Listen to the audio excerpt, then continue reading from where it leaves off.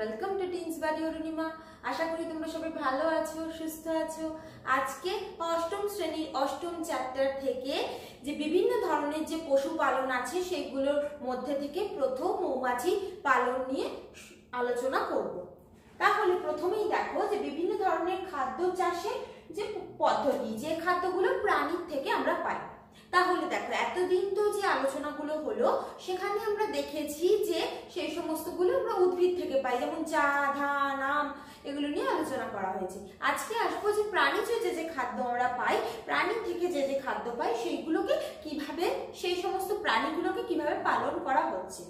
যে সমস্ত প্রাণী থেকে আমরা বিভিন্ন কিছু খাদ্য হিসেবে পাই, মধু হতে পারে, দুধ হতে পারে, বিভিন্ন ধরনের মুরগি পালন হতে পারে, ডিম হতে পারে, মাছ হতে পারে, এই সমস্তগুলোকে পালন যখন করা হয় সেগুলোকে যত্নের সাথে পালন করা হয় এবং এগুলোকে প্রজনন করার দিকেও লক্ষ্য দেওয়া হয়, যাতে এই প্রাণীগুলো প্রজনন করে নিজেদের সংখ্যা বৃদ্ধি করে।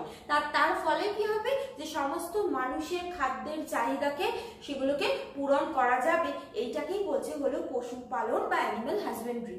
এর মধ্যে প্রথম যেটা আসছে আজকে আলোচনা করব সেটা হলো মৌমাছি পালন। মৌমাছি পালনকে আমরা বলি হলো এপিকালচার। এবার দেখো মৌমাছির বিজ্ঞানসম্মত নাম হলো এপিস মেলিফেরা। ঠিক আছে, বিজ্ঞানসম্মত নামটা মনে রাখবে, কারণ হলো এই এপিস কথাটা থেকেই আসছে হলো এপিকালচার। তাহলে মৌমাছি পালনকে বলছে এই যে এপিস, এই এপিসের এপি কথাটা থেকেই আসছে হলো এপিকালচার। বোঝা গেল? তাহলে মৌমাছি প্রতিপালনকে বলে হলো এপিকালচার বৈজ্ঞানিক পদ্ধতিতে। ঠিক আছে, যেমন মাছকে প্রতিপালনকে, মাছ যখন খাদ্যের জন্য যেটাকে তৈরি করা হচ্ছে, সমস্ত উৎপাদন করা হচ্ছে, সেই যে মৎস্য প্রতিপালনকে বলা হচ্ছে হলো পিসিকালচার। ঠিক তেমনি হলো এখানে মৌমাছি প্রতিপালনকে বলা হচ্ছে হলো এপিকালচার। যে আমরা মৌমাছি থেকে প্রধান যে মধু পাচ্ছি তার খাদ্য গুণ কিন্তু খুব বেশি। এখান থেকে আমরা বিভিন্ন ধরনের অ্যান্টিঅক্সিডেন্ট পাই, যেগুলো কিন্তু অ্যান্টি ক্যান্সার ক্ষমতা আছে, ক্যান্সার প্রতিরোধী ক্ষমতা আছে। ঠিক আছে, এছাড়াও বিভিন্ন ধরনের ভিটামিন পেয়ে থাকি।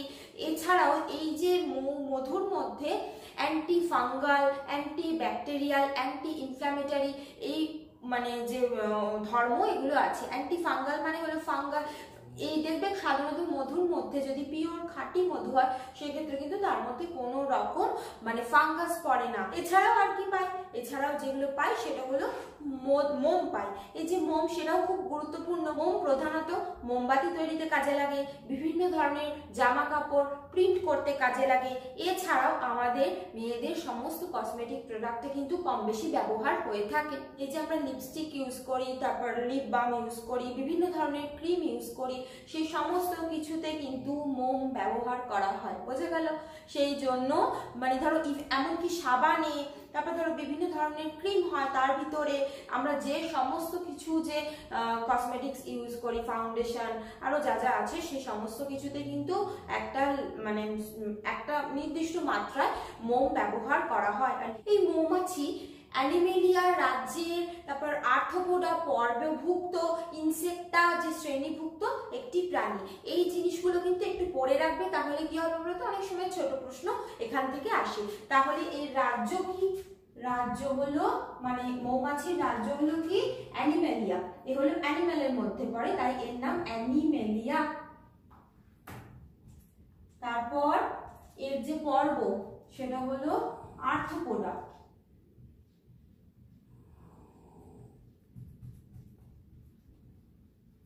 আর এর যে শ্রেণী সেটা হলো ইনসেক্টা।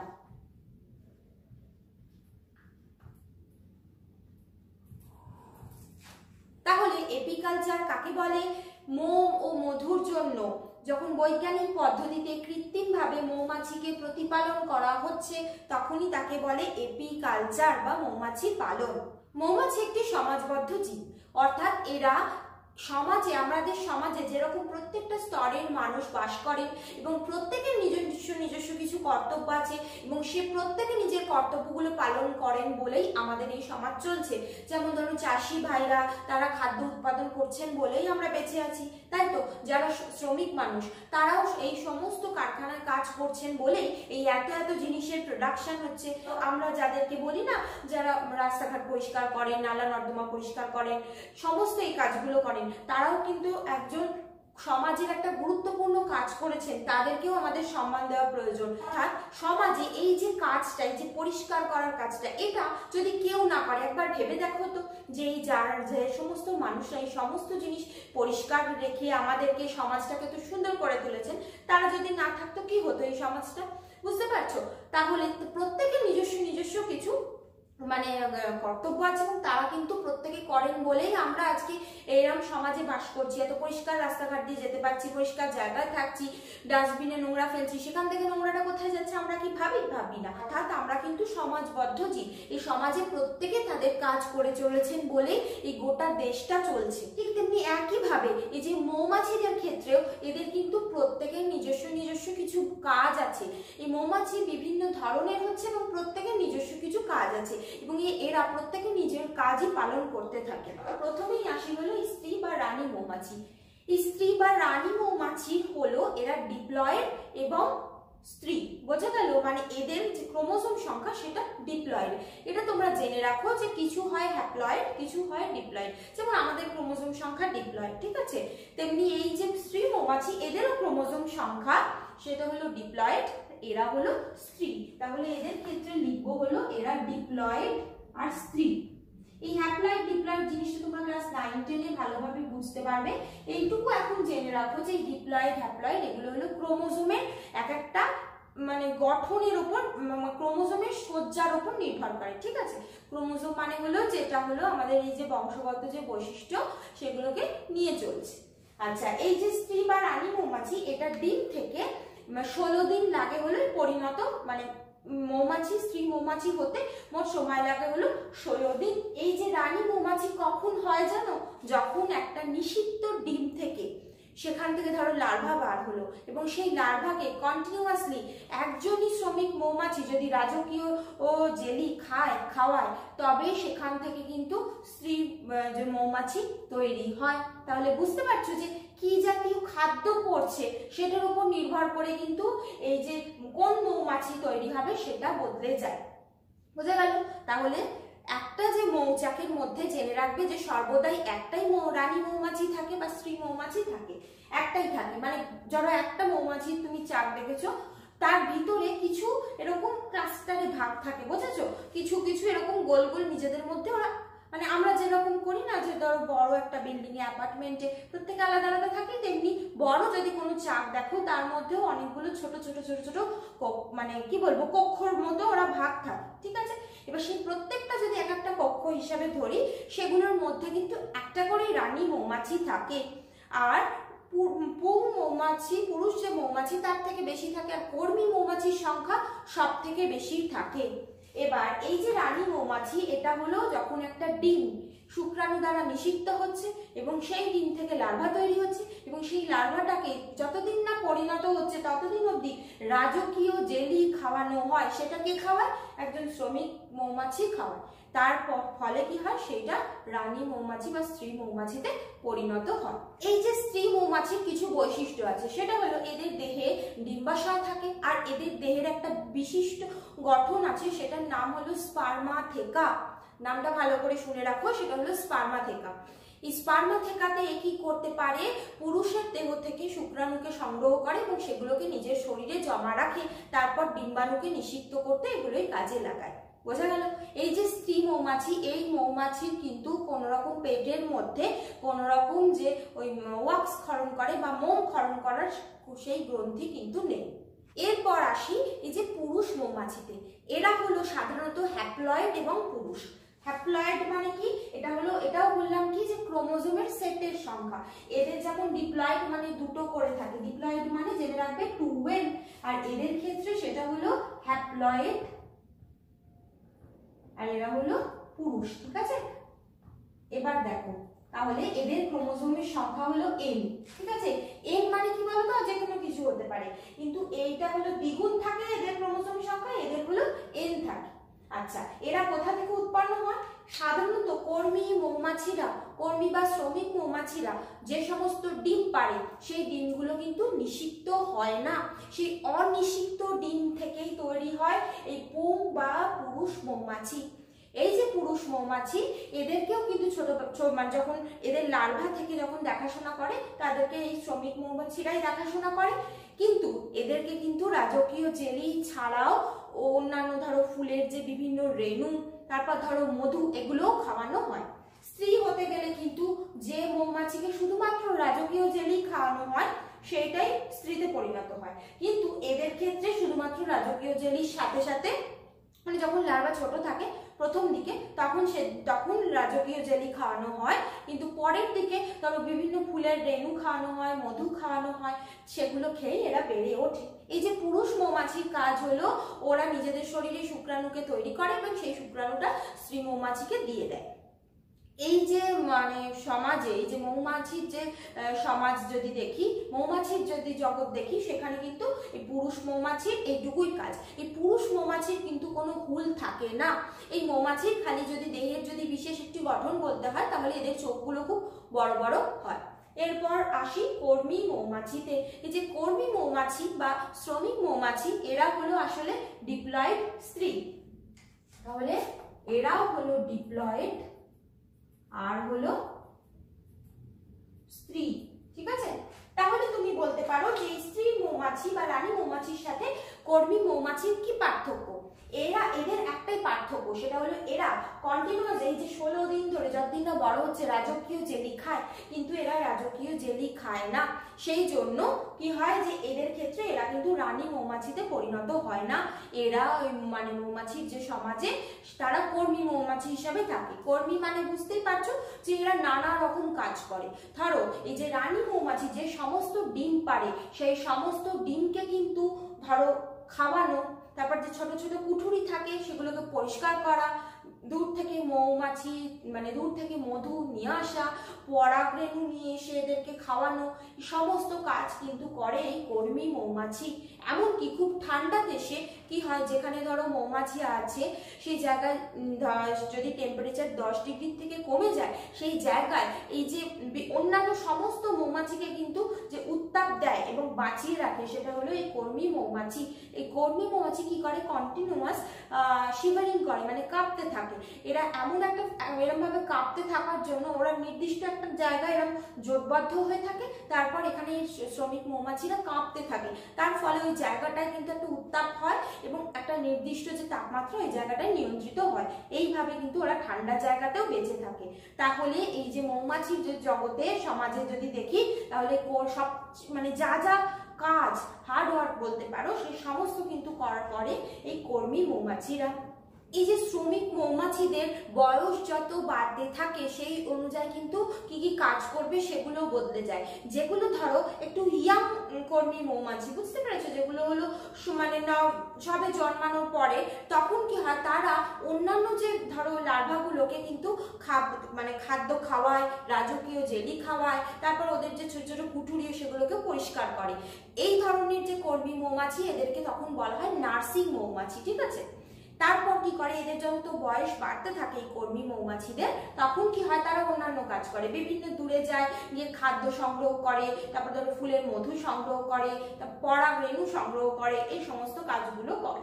তাহলে কি এই যে মৌমাছিরা কিন্তু অনেক অনেক কাজ করছে এবং এই মৌমাছিরাই কিন্তু মানে ধরো মানে রানী মৌমাছি যে সমস্ত ডিম পাড়ছে এবং ডিমগুলোকে নিষিক্ত করে ছেড়ে দিচ্ছে, এই সমস্ত ডিমগুলোকে বড় করা, তাদেরকে খাওয়ানো, কুঠুরি পরিষ্কার রাখা, তারপর ধরো দূর থেকে মধু নিয়ে আসা, তারপর ধরো যে মোম তৈরি করা, মোম দিয়ে ওরা পুরো যে এই যে মানে মৌমাছির যে কুঠুরি, পুরো মৌমাছির যে মানে যে তৈরি করে আর কি চাকটা, সেটা তৈরি করা, এই সমস্তগুলো করে।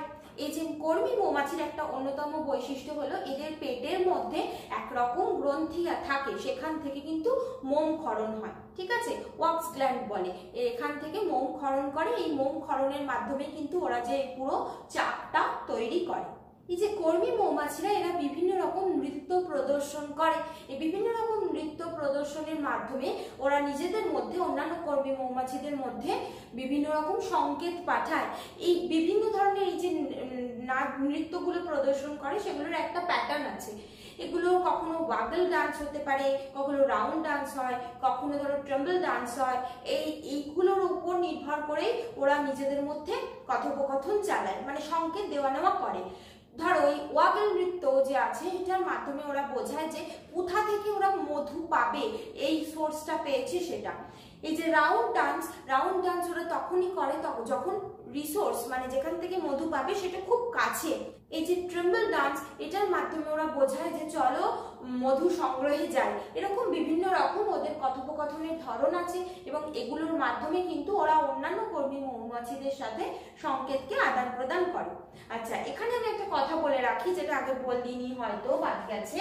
এই যে স্ত্রী মৌমাছিরা এরা কিন্তু পার ডে প্রায় 2000টা ডিম পারে, মানে 2000টা ডিমকে পারে।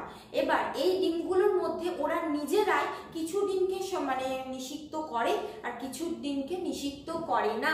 যে সমস্ত ডিমগুলোকে নিষিক্ত করে না সেই সমস্ত ডিম থেকেই তৈরি হয়ে যায় হলো এই পুরুষ। আর যে সমস্ত ডিম নিষিক্ত হওয়ার পরে রাজকীয় জেলি খাওয়ার পরে যেটা থাকে সেটাই হয় স্ত্রী মৌমাছি। আর যে সমস্ত ডিম নিষিক্ত হয় কিন্তু সেগুলো রাজকীয় জেলি একটানা খায় না, প্রথম দিকে খাবার পায়, কিন্তু তারপরে অন্যান্য ধরো কিছু মানে কিছু ধরো ওই যে পোলেন পেলো বা ধরো তারপর মধু পেলো সেগুলো খায়, তখন সেটা এই যে শ্রমিক মৌমাছিতে পরিণত হয়। মৌমাছির জীবনচক্রকে যদি আমরা দেখি তাহলে দেখবো যে মৌমাছির জীবনচক্রে 4টে দশা আছে। ধরো প্রথমেই হলো পূর্ণাঙ্গ মৌমাছি। সেই পূর্ণাঙ্গ মৌমাছি ডিম পারলো, তারপর সেই ডিম থেকে তৈরি হলো লার্ভা, তারপর সেই লার্ভা বড় হয়ে তৈরি করলো কি পিউপা। পিউপা মানে কি হলো যে ও নিজেদের চারপাশে গুটির মতো একটা তৈরি করে, সেই জায়গায় সেটার ভিতরে বেশ কিছুদিন থাকে, তারপর সেখান থেকে বেরিয়ে আসে। সেই পিউপা থেকেই তৈরি হলো আবার পূর্ণাঙ্গ মৌমাছি। তাহলে এটা হলো মৌমাছির জীবনচক্র। এই যে মৌমাছির যে জীবনচক্র দেখলাম, এক্ষেত্রে কিছু ডিম নিষিক্ত হতে পারে, কিছু ডিম অনিষিক্ত হতে পারে। অনিষিক্ত ডিম থেকে তৈরি হয় পুং মৌমাছি, নিষিক্ত ডিম থেকে তৈরি হয় হলো স্ত্রী মৌমাছি, যারা রাজকীয় জেলি বেশ কিছুদিন খেতে পারে, মানে তারা যতদিন না পূর্ণাঙ্গ হচ্ছে ততদিন কন্টিনিউয়াস রাজকীয় জেলি খায়। আর যে সমস্ত মানে এই যে কর্মী মৌমাছি তৈরি হয় নিষিক্ত ডিম থেকেই, মানে ডিম নিষিক্ত হয়েছে কিন্তু সেটা সেই মৌমাছিটা যখন লার্ভা পিউপা এই সমস্ত দশার মধ্যে দিয়ে যখন গেছে তখন শুধুমাত্র রাজকীয় জেলি নয়, তার সাথে সাথে বিভিন্ন ফুলের পরাগরেণু, তারপর মধু, এই সমস্তগুলো খেয়েছে। খাওয়ার ফলে কি হচ্ছে, তখন সে কর্মী মৌমাছিতে পরিণত হয়ে গেছে। তাহলে এটা হলো মৌমাছির জীবনচক্র। এখন আসি মধুর কথায়। মধু কি আর মধু এই মৌমাছিরা শুধুমাত্র কিভাবে তৈরি করে। এই যে মৌমাছিরা, বিশেষ করে কর্মী মৌমাছিরা যখন ফুলের মধ্যে যায়, ফুলের যে মধুর রস, ফুলের যে রস সেটা সংগ্রহ করে, যেটাকে বলা হয় নেকটার। তারপরে ফুলের রসটা যখন ওরা টেনে নেয়, নিয়ে ওই ফুলের রসটাকে ওরা ওদের মধু থলিতে রাখে। তারপর সেই মধু থলিতে রাখার ফলে কি হয়, ওদের যে লালা সেটা ওই যে ফুলের যে রস বা নেকটার ওর সাথে মিশছে, তার ফলে এটা আরো বেশি মিষ্টি হয়ে যায়। তোমরা যদি কখনো ফুলের মধু খেয়ে থাকো দেখবে যে ফুলের মধু কিন্তু খুব বেশি মিষ্টি হয় না, কিন্তু ওরা এই মৌমাছিরা যখন সেই ফুলের মধু নিচ্ছে, নিয়ে নিজেদের যে মধু থলিতে রাখছে তার সাথে লালাও মিশছে, তার ফলে কিন্তু তার মধ্যে আরো বেশি পরিমাণ শর্করা যোগ হয়, তার ফলে মধু আরো বেশি শর্করা, মানে মধুতে আরো বেশি শর্করা আসে। তারপর কি করে, ওরা যখন সেইটাকে বহন করে নিয়ে আসে ওদের ওই মানে চাকে, তারপর প্রত্যেক কুঠুরির মধ্যে সেটা উগড়ে দেয়। উগড়ে দেওয়ার ফলে কি হয়, উগড়ে দিল মানে অর্থাৎ ওরা মধুথলিতে যেটা রেখেছিল সেটাই উগড়ে দিল, তারপর ওরা ডানা দিয়ে ওই জায়গাটায় হাওয়া করে দিতে থাকে। তার ফলে কি হয়, ওই জায়গাটা থেকে যে মানে ধরো মধুর মানে ফুলের যে নেকটার বা ধরো লালাতে এই সমস্ত জায়গায় যে যতটা জল আছে সেই জলটা কিন্তু বাষ্পীভূত হয়ে যায়, তার ফলে সেই মধু কিন্তু খুব ঘন হয়ে যায়। তার ফলে মধু মানে প্রকৃত মধু, যেটা প্রসেসড মধু বলছি না, যদি সত্যিকারের মানে পিওর মধু হয় সেই মধু কিন্তু কোনোদিনও পচে না, বুঝতে পেরেছো? কারণ ওর ভিতরে কোনো রকমই জল থাকে না।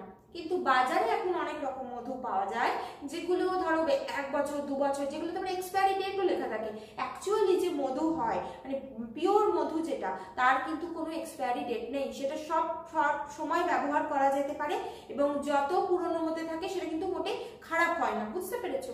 অর্থাৎ এর ভিতরে জলের পরিমাণ কিন্তু প্রায় নেই বললেই চলে। এবার চলো দেখে নিই যে এই মধুর পুষ্টিগুণ কি। এই যে মধু, যদি 100 গ্রাম মধু কেউ খায় সেখান থেকে 304 কিলো ক্যালোরি আমরা মানে যে পুষ্টি মানে যে ক্যালোরি সেটা পাবো। এর ভিতরে থাকে 82 গ্রাম শর্করা, ঠিক আছে? আর এই যে শর্করা সেটা প্রধানতই আসছে গ্লুকোজ এবং সুক্রোজ থেকে। এছাড়াও এর ভিতরে কিছুটা পরিমাণ খাদ্যতন্তুও থাকে যেটা হলো 0.2 গ্রাম। এর ভিতরে সামান্য একটু প্রোটিনও থাকে, সেটা হলো 0.3 গ্রাম। এর ভিতরে কোনো ফ্যাট থাকে না, স্যাচুরেটেড আনস্যাচুরেটেড কোনো ফ্যাট থাকছে না। এছাড়াও এর ভিতরে কিছু খনিজ পদার্থও থাকে, খনিজ মৌল থাকে, যেমন ধরো আয়রন থাকে এর ভিতরে মোটামুটি 2%, সোডিয়াম, ক্যালসিয়াম, পটাশিয়াম, তারপর ফসফরাস, ম্যাগনেসিয়াম এগুলো থাকে। এছাড়াও এই যে মধুর ভিতরে ভিটামিন এ, বি কমপ্লেক্স আর সি এগুলো অল্প পরিমাণে থাকে। এই মধুর ভেতরে বিভিন্ন রকম অ্যান্টি অক্সিডেন্ট থাকে যেটার anti cancer, anti fungal property আছে। সেগুলোর মধ্যে হলো ফেনলিক অ্যাসিড থাকে, তার ফ্ল্যাভোনয়েড থাকে, অ্যাসকর্বিক অ্যাসিড থাকে। অ্যাসকর্বিক অ্যাসিড হলো ভিটামিন সি, ঠিক আছে? যে ভিটামিন সি এর কথা বলছিলাম এইটাই। অ্যাসকর্বিক অ্যাসিড হলো ভিটামিন সি এরই বিজ্ঞানসম্মত নাম। তাহলে হলো অ্যাসকর্বিক অ্যাসিডও থাকে, তারপর গ্লুকোজ অক্সিডেজও থাকে।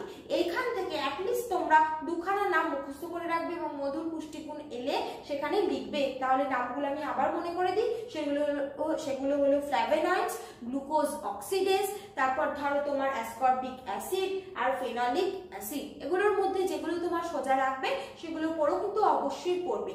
এগুলো হলো এর অ্যান্টি অক্সিডেন্ট। সেই জন্যই দেখবে আজকাল অনেক যারা মানে স্বাস্থ্য সম্পর্কে ওয়াকিবহাল হয়েছে তারা কিন্তু সকালবেলা উঠে মধুর জল পান করে। কিন্তু সব সময় সেই জন্য মধু যখন কিছুতে ব্যবহার করা হয়, তুমি যদি খুব গরম কিছুতে ব্যবহার করো তার মধ্যে কিন্তু এই যে কোনো রকম ভিটামিনের পুষ্টিগুণ নষ্ট হয়ে যাবে।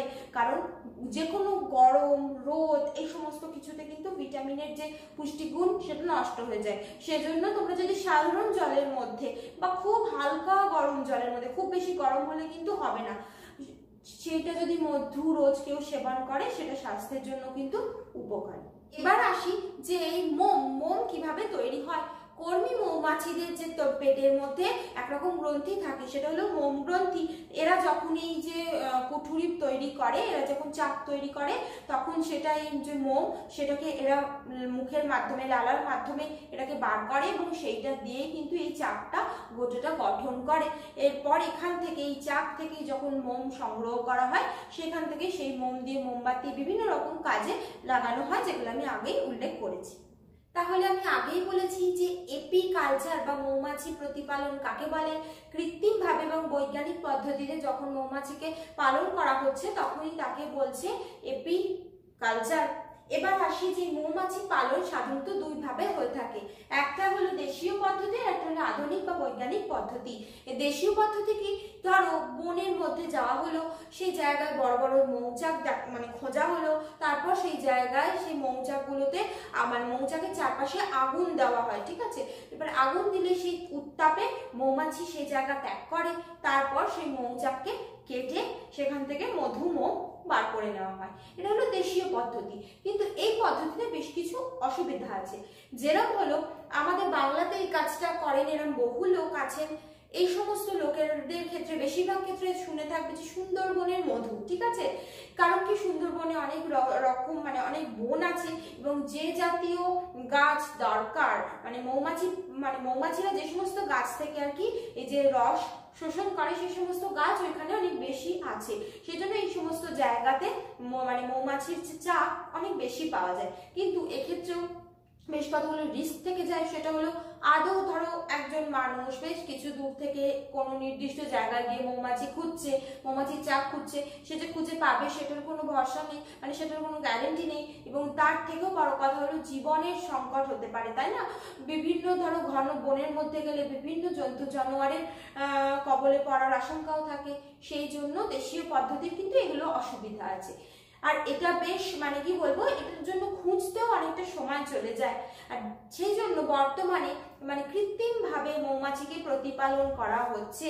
এক্ষেত্রে কি করা হয় যে নির্দিষ্ট ধরনের একরকম কাঠের বক্সের মতো জিনিস ব্যবহার করা হয়, যার নিচের দিকে মৌমাছি যাতে মৌমাছি তার ওই লার্ভাদের পালন করতে পারে এবং ওপর দিকে মধু সঞ্চয় করতে পারে, এইরকমই হয়।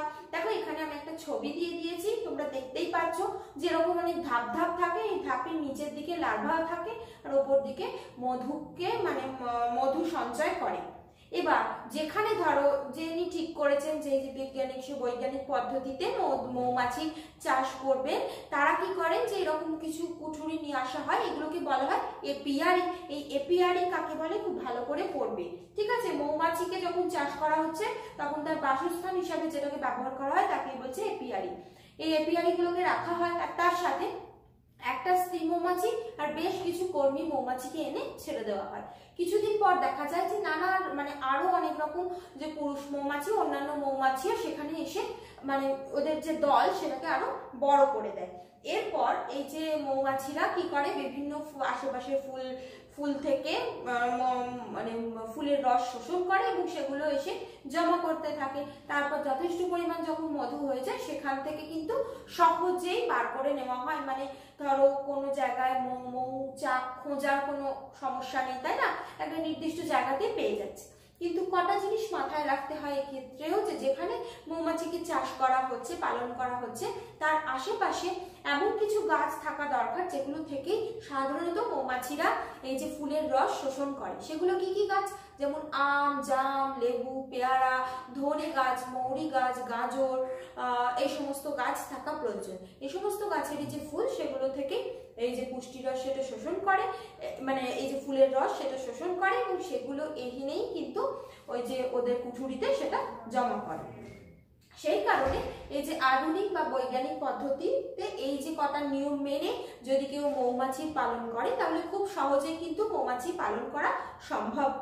আর এই যে মৌচাক থেকে যে মধু তারপর নিষ্কাশন করা হয় সেটা একটা বিশেষ যন্ত্রের মাধ্যমে মৌমাছির যে চাক সেখান থেকে মধুকে নিষ্কাশন করা হয়। আজ এই পর্যন্তই, আশা করি তোমরা বুঝতে পেরেছো। তোমাদের যদি কোনো প্রশ্ন থাকে আমাকে কমেন্ট করতে পারো। আর তোমরা এই ভিডিওটা লাইক করো, বন্ধুদের মধ্যেও শেয়ার করে দিও আর সাবস্ক্রাইব করো। দেখো সাবস্ক্রাইবের পাশে একটা বেল বাটন আছে, সেটাও ক্লিক করে দিও, তাতে আমি যখনই কোনো নতুন ভিডিও দেবো তার ইনস্ট্যান্ট নোটিফিকেশন তোমরা পেয়ে যাবে। Thank you.